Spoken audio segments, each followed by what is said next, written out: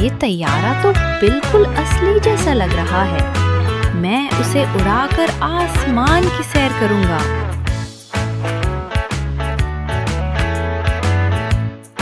دیکھو یہ طیارہ کتنی تیزی سے اڑتا ہے. پیارے بچوں، طالب علم اور طیارہ دونوں کا نام حرف توئے سے بنتا ہے. اور اب ہم حرف توئے کی نظم سے لطف اندوز ہوتے ہیں.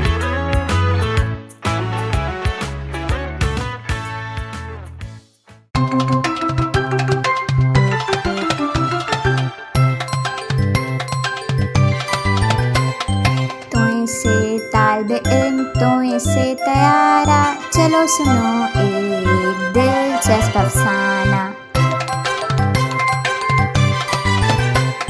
طالب علم لیتا علم کی روشنی، طیارہ اڑتا بادلوں کی گلی.